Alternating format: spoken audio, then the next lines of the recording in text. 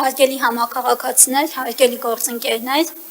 այսօր շատ կարևոր փաստաթղթեր ենք քննարկում Երևանի 2025 թվականի բյուջեի կատարողականը ևս ներառված է, սակայն այլ թեմայի մասին եմ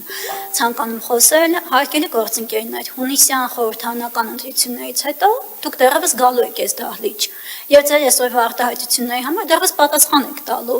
Իբր մենք պղպջակների մեջ ենք ապրում, իբր իրականությունից կտրված ենք։ Հարգելիներս, ձեր քաղաքական ուժի առաջնորդներից մեկը, քանի որ բազմաթիվ են, այդ մեկին եմ ցիտում, ասաց, որ վերջերս Նոյան տապան եք ստեղծելու, առաջարկում եմ ձեզ Նոյան տապանը վերցնեք, դեն բոլորով հավաքվեք, Սյունիքից մինչև Տավուշ ուղիղ եթեր միացեք եւ տեսեք ժողովուրդը ձեր մասին ինչ է խոսում եւ մեր մասին ինչ է խոսում։ Եվ առհասարակ այս դահլիճում կանանց վերաբերյալ որևիցե արտահայտություն անելուց մաքսիմում զգույշ եղեք եւ կոռեկտ արտահայտվեք Հանձինես Տիկին Բլեջյանցի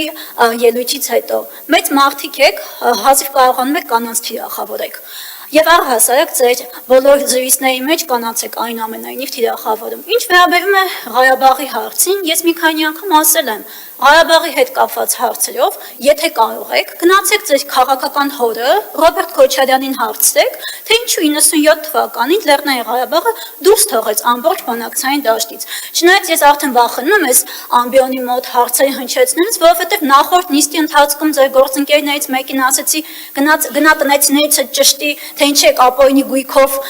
գործով անցնում, ինչու հայրդ առհասարակ ծպտուն չեր անում որոշակի գործողությունների հետ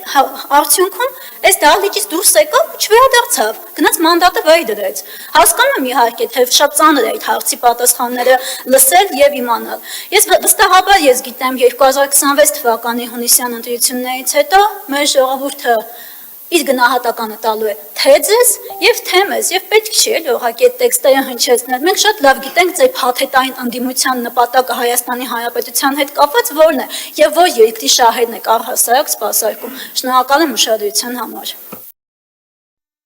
Հավանիչ տեսանյութը եւ բաժանորդագրվիչ նորությունները բաց չթողնելու համար։